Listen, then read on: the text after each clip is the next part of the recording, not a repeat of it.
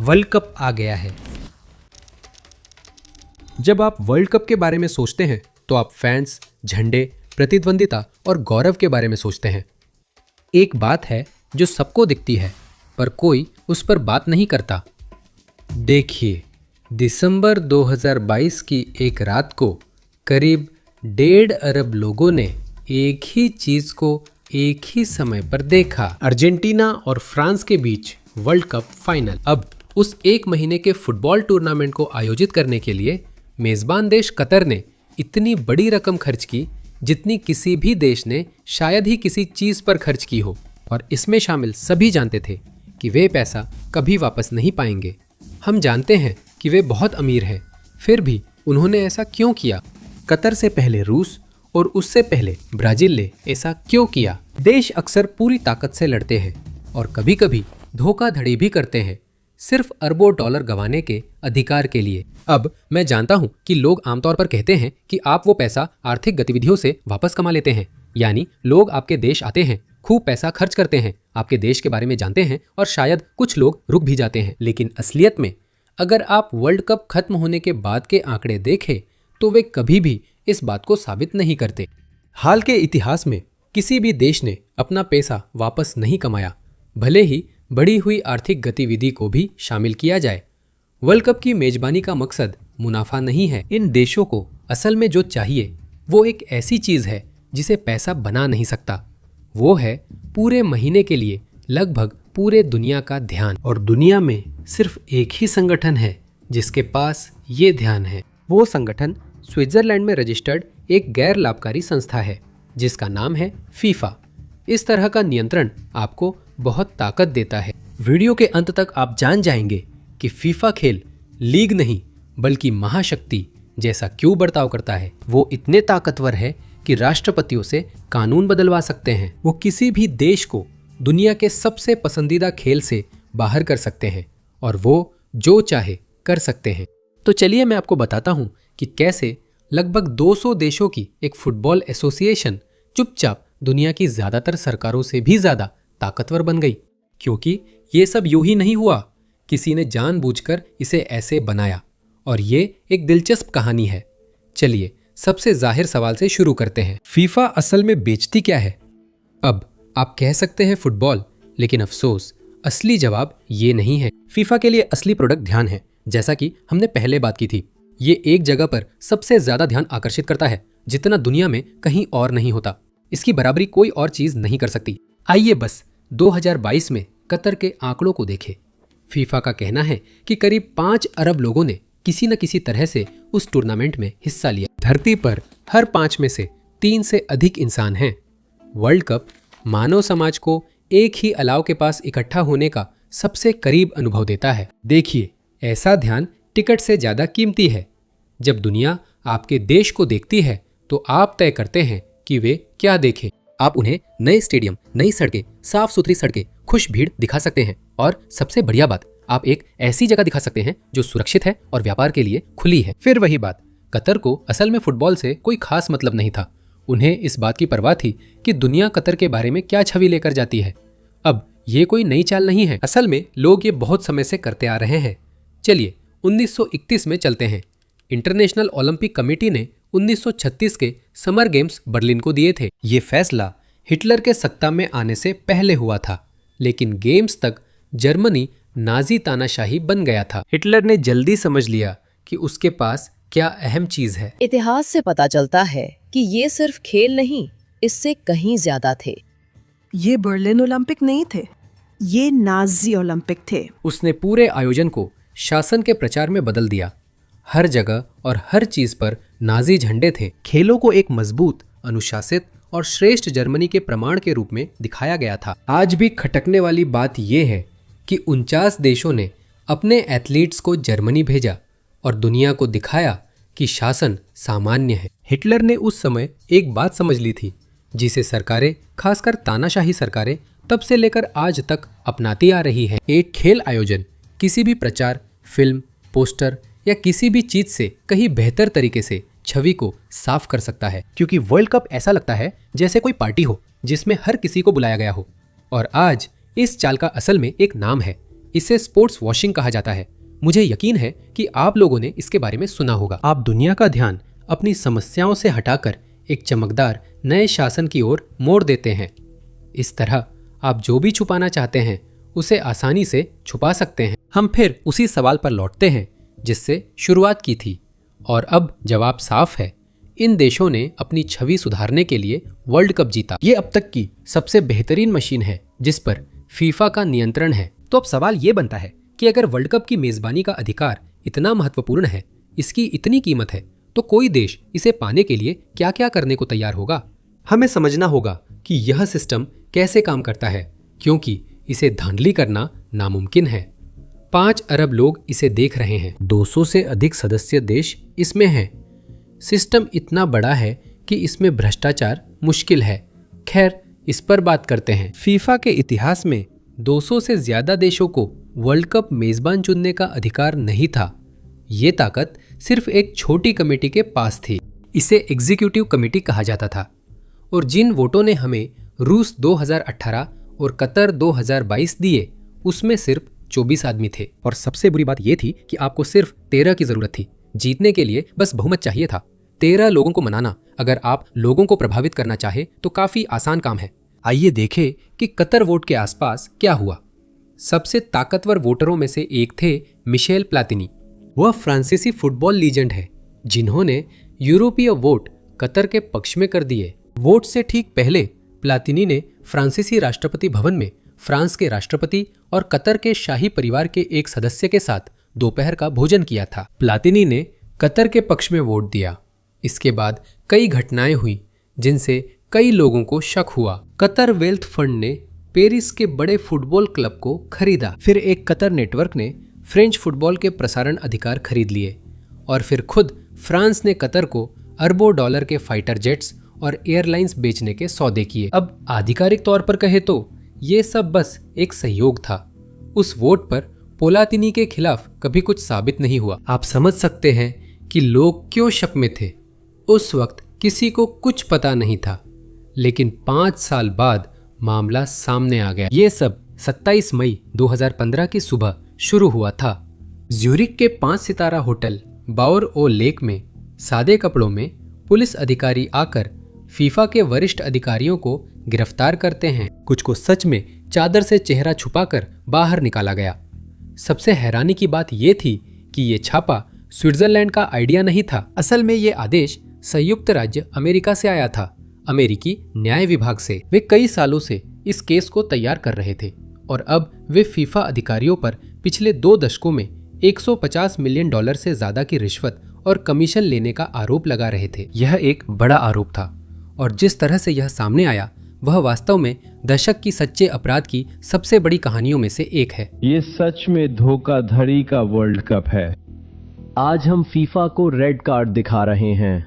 इस पूरे मामले की कुंजी एक आदमी था जिसका नाम चक ब्लेजर था। ब्लेजर उत्तरी अमेरिका के सबसे ताकतवर फुटबॉल प्रशासकों में से एक था और वो एक राजा की तरह रहता था। उसके पास न्यूयॉर्क में खुद के लिए एक पूरी अपार्टमेंट बिल्डिंग थी और एक दूसरी सिर्फ अपनी बिल्लियों के लिए थी। और इसके अलावा उसके खातों में हर दिन दुनिया भर से लाखों डॉलर आ रहे थे।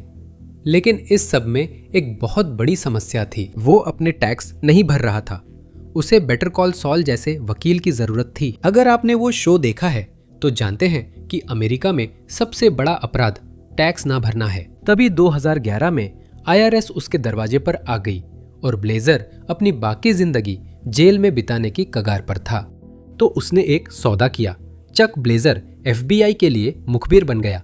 उन्होंने उसे रिकॉर्डिंग डिवाइस लगा दिया। रिपोर्ट्स के अनुसार उन्होंने उसकी चाबी के गुच्छे में माइक्रोफोन लगाकर उसे फुटबॉल की दुनिया में भेजा जहां वह रिकॉर्डिंग कर रहा था। इन बैठकों में उसके सहयोगी, जहां वे ऐसे मुद्दों पर चर्चा कर रहे थे जैसे कि किसी देश के लिए वोट देने के बदले रिश्वत लेना। इस अंडरकवर ऑपरेशन ने कुछ चौंकाने वाला खुलासा किया। पूरा सिस्टम अंदर से पूरी तरह भ्रष्ट था। और एक बात वाकई चौंकाने वाली थी कि किसी ताकतवर व्यक्ति का वोट खरीदना कितना सस्ता था। इस स्थिति को एक उदाहरण के तौर पर ले। 2011 में एक कतरी अधिकारी फीफा अध्यक्ष बनने की दौड़ में था और उसने त्रिनिदाद में कैरेबियाई फुटबॉल अधिकारियों से मुलाकात की। अपनी बात रखने के बाद वह चुनाव में उनका समर्थन चाहता था। तो अपनी बात रखने के बाद उसने अधिकारियों से मूल रूप से कहा, अरे अगले कमरे में जाइए, हमारे पास तुम्हारे लिए एक तोहफा है। अधिकारियों ने अगले कमरे में जाकर केवल भूरे लिफाफों में रखे पैसे देखे। एक अधिकारी ने पैसे गिन भी लिए। वो सिर्फ $40,000 थे, $100 के नोटों में। अगर सोचें तो ये बहुत ज्यादा पैसे नहीं हैं। ये आदमी फीफा पर कब्जा करने के लिए $40,000 में वोट खरीद रहा था, जो दुनिया की सबसे ताकतवर संस्थाओं में से एक है। अब दुर्भाग्य से इस आदमी के लिए, एक आदमी जिसे रिश्वत दी जा रही थी, उसने असल में इन सब की तस्वीर ले ली और पूरी बात दुनिया के सामने उजागर कर दी। सच कहूं तो ताकतवर संस्थाओं में भ्रष्टाचार आम है। मुझे लगता है ऐसा रोज होता है। देखिए, फीफा इतना ताकतवर हो गया कि उसने सरकारों से आदेश लेना छोड़ दिया और उन्हें आदेश देने लगा। आप जानते हैं ऐसा क्यों हुआ? दुनिया की हर सरकार चाहती है कि एक महीना पूरी दुनिया की नजरें उनके देश पर टिकी रहे, और वे इसे बहुत बुरी तरह से चाहती हैं। और बताइए क्या? अब फीफा अपनी कीमत खुद तय करता है और कुछ नियम भी बनाता है जिन्हें सरकार को वर्ल्ड कप की मेजबानी के लिए मानना होता है, और ये नियम आमतौर पर स्थानीय कानूनों से टकराते हैं। और बताइए, जब भी कोई टकराव होता है तो कौन जीतता है? चलिए ब्राजील का उदाहरण लेते हैं। 2014 में वर्ल्ड कप की तैयारी के दौरान ब्राजील में फुटबॉल स्टेडियमों में बियर बिक्री पर लगभग पूरी तरह रोक थी। अब ये एक वाजिब कानून था, खासकर अगर आप दक्षिण अमेरिकी फुटबॉल फैंस को जानते हैं। वे, कैसे कहूँ, बहुत जोशीले होते हैं। दक्षिण अफ्रीका में फुटबॉल मैच को लेकर युद्ध हुआ था। ब्राजील में भी हिंसा रोकने को स्टेडियम में ये कानून पास हुआ था। लेकिन इस वर्ल्ड कप के लिए फीफा के सबसे बड़े स्पॉन्सर्स में से एक था बडवाइजर, और फीफा सच में चाहता था कि उन स्टेडियम्स के अंदर बियर बेची जाए। तो ब्राजील को कानून बदलने के लिए मजबूर होना पड़ा, और इसके ऊपर एक वरिष्ठ फीफा अधिकारी ने सार्वजनिक रूप से लगभग ये कह दिया कि अगर वे कानून नहीं बदलते तो कुछ और बदलना पड़ेगा। बातचीत के इस हिस्से पर कोई मोलभाव नहीं हो सकता था, अगर आप मेरी बात समझ रहे हैं। ये कोई अकेला मामला भी नहीं था। 2010 में साउथ अफ्रीका में भी ऐसी ही चीजें हुई थी। फीफा को स्टेडियम के पास विज्ञापन पर पूरा नियंत्रण चाहिए था, और सोचिए क्या, उन्हें वो मिल भी गया। लेकिन फिर एक मैच के दौरान 36 महिलाएं नारंगी कपड़े पहनकर आ गईं। बहुत अनोखा था। फीफा के अनुसार उन कपड़ों का संबंध एक प्रतिद्वंदी गैर प्रायोजक बियर ब्रांड से था। सोचिए क्या हुआ। फैंस को गिरफ्तार कर स्टेडियम से बाहर ले जाकर पासपोर्ट जब्त किए गए जब तक जांच पूरी नहीं हुई।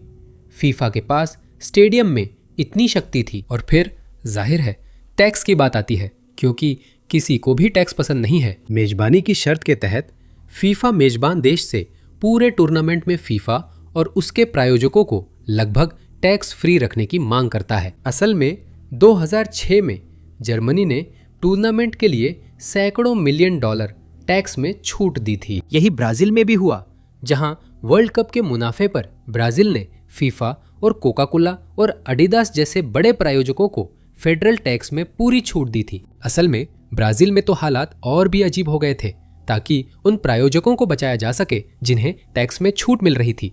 वहां के अनौपचारिक स्ट्रीट वेंडर्स और आम लोग जो फूड कार्ट से खाना या स्मृति चिन्ह बेच रहे थे, उन्हें स्टेडियम के पास काम करने से रोका गया, ताकि आधिकारिक प्रायोजक दुकानें लगा सके, जिससे बड़ा हंगामा हुआ। ब्राजीलियनों ने देखा कि क्या हो रहा है और पूरे देश में विरोध प्रदर्शन शुरू हो गए, जिनमें कोपा पोर केम जैसे नारे लगाए गए। मुझे लगता है मैंने उसका गलत उच्चारण किया, मतलब है विश्व कप किसके लिए। अब ये सब फीफा के उस दबाव के आगे कुछ नहीं जिसे वो बेझिझक इस्तेमाल करता है। ये आखिरी हथियार है जहां वे किसी को भी बैन कर सकते हैं।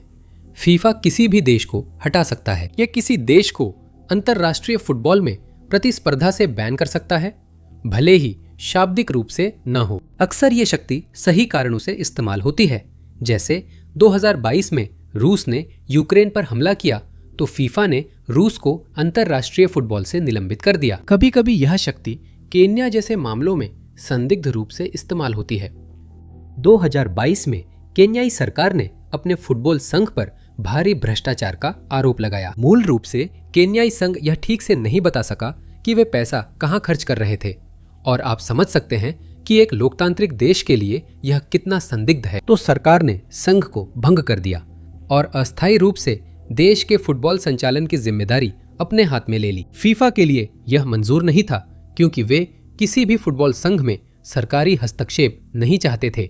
इसलिए उन्होंने केन्या को पूरी तरह से अंतर्राष्ट्रीय फुटबॉल से बैन कर दिया। फीफा इसे खेल को राजनीति से बचाने के रूप में पेश करता है और सच कहूं तो कभी कभी यह एक अच्छा विचार होता है। कई बार यह बात तब तक समझ नहीं आती जब तक ध्यान से न देखें। फीफा के लिए यह राजनीति या किसी और चीज के बारे में नहीं है। फीफा असल में प्रायोजकों की रक्षा करना चाहता है। वो साफ सुथरा भरोसेमंद शो चाहता है क्योंकि प्रायोजक और प्रसारक इसी के लिए अरबों खर्च करते हैं। इसी वजह से वे विवादों से दूर रहना चाहते हैं। कारण कुछ भी हो, यह दिखाता है कि फीफा के पास जबरदस्त ताकत है। तो अगला सवाल है, आखिर ये सारी ताकत किसके पास है? क्या ये किसी एक व्यक्ति के पास है, या ये लोगों के एक समूह के पास है, या फिर ये किसी गुप्त गिरोह के पास है? इस सवाल का जवाब जानने के लिए हमें समझना होगा कि फीफा आज जहां है वहां तक कैसे पहुंचा। देखिए, काफी समय तक फीफा सच में सिर्फ एक साधारण महासंघ था जो टूर्नामेंट्स आयोजित करता था। उनके पास वो सब कुछ नहीं था जो आज उनके पास है। लेकिन यह बदलाव एक व्यापारी से शुरू हुआ जिसने सबसे पहले भविष्य को देख लिया था। उसका नाम हॉर्स्ट डेसलर था। वह एडिडास के संस्थापक का बेटा था। 1970 के अंत और 80 की शुरुआत में जब दुनिया भर में टेलीविजन फैल रहा था, डेसलर ने ये बात जल्दी समझ ली थी। उसे समझ में आ गया था कि फीफा के पास ये बेहद कीमती, शायद दुनिया की सबसे कीमती मार्केटिंग संपत्ति है। और सोचिए, क्या फीफा के नियंत्रक खुद नहीं जानते थे? इसलिए उसने ISL नाम की कंपनी बनाई और इस कंपनी का पूरा कारोबार यही था कि फीफा से अधिकार खरीदना और फिर उन्हें प्रायोजकों को बेचना। वे बिचौलिए बन गए क्योंकि उन्होंने समझ लिया था कि यह पूरी संपत्ति कितनी महत्वपूर्ण है। कंपनी ने जमकर पैसा छापना शुरू कर दिया और अंदाजा लगाइए कि इससे किसे जलन हुई। फीफा के अध्यक्ष, जिन्हें बताया जाता है कि उन्होंने भी अपनी हिस्सेदारी गुपचुप तरीके से चाही क्योंकि उन्हें समझ आ गया था कि यह कंपनी कितने पैसे कमा रही है, और घूसों का सिलसिला शुरू हो गया। ये आंकड़े हैरान करने वाले थे। वर्षों में माना जाता है कि कंपनी ISL ने फीफा के लिए स्पॉन्सरशिप बेचने के अधिकारों के बदले फुटबॉल अधिकारियों को लगभग $100 मिलियन की घूस दी थी। असल में कंपनी के लिए ये इतनी आदत बन गई थी कि एक बार उन्होंने गलती से $1.5 मिलियन की घूस उस व्यक्ति के खाते में भेजने के बजाय फीफा के खाते में भेज दी जिसे वे रिश्वत देने की कोशिश कर रहे थे। ये ऐसा है जैसे मैं गलत व्यक्ति को मैसेज भेज दूं, पर यहाँ मैसेज की जगह $1.5 मिलियन थे। ये सब 80 के दशक में हुआ, तो अगर आप महंगाई के हिसाब से देखें तो ये रकम और भी ज्यादा बड़ी हो जाती। अब जब ये सब हो रहा था, उसी दौरान फीफा में एक और आदमी था जो ये सब देख रहा था और समझ रहा था कि फीफा के अंदर असली ताकत का ढांचा कैसे काम करता है। उस आदमी का नाम सेप ब्लैटर था। ब्लैटर ने समझा कि फीफा पर नियंत्रण के लिए वोटिंग ब्लॉक चाहिए। आपको वोटों की जरूरत थी ताकि वे आपका समर्थन करें। उसने ये भी समझा कि अक्सर महाद्वीप साथ वोट करते हैं। तो अफ्रीका, भले ही वो एक महाद्वीप है जिसमें बहुत सारे देश हैं, वे आमतौर पर एक साथ वोट करते हैं, तो वे एक ही व्यक्ति के लिए वोट करते थे। एशिया और कैरेबियन में भी यही था, हालांकि कैरेबियन महाद्वीप नहीं है। उसने समझ लिया कि अगर आप वोटिंग ब्लॉक्स कंट्रोल करने वालों से दोस्ती रखें तो फीफा कंट्रोल कर सकते हैं, भले ही बाकी लोग क्या सोचते हैं। दुनिया के अरबों लोग या कंपनी के स्पॉन्सर्स क्या सोचते हैं, इससे फर्क नहीं पड़ता। जब तक आपके पास वोटिंग ब्लॉक्स का कंट्रोल है, सारी ताकत आपके पास है। उसने यही किया। उसने खुद के आसपास वोट दिलाने वाले लोगों को रखा और उन्हें खुश रखा। इसमें कोई यौन बात नहीं थी, ये सिर्फ बिजनेस था। टेबल के नीचे का बिजनेस था, फिर भी वह बिजनेस ही था। उसने 17 साल तक फीफा चलाया और इस दौरान संगठन पूरी तरह बदल गया। अब बात करते हैं उन लोगों की जो उसके साथ काम कर रहे थे। जल्द ही ये पद शाही परिवार, खनन अरबपतियों और राजनीतिक जोड़ तोड़ करने वालों से भर गए। आप नहीं सोचेंगे कि इन लोगों को सबसे महत्वपूर्ण फुटबॉल संगठन का हिस्सा बनने की परवाह होगी, और सोचिए क्या उन्होंने वाकई ऐसा कर दिखाया। इन लोगों ने समझ लिया था कि फीफा सबसे मूल्यवान संपत्ति है, और उन्होंने जल्दी ही पद भर दिए और तब से लेकर अब तक फीफा एक निजी साम्राज्य की तरह व्यवहार कर रहा है।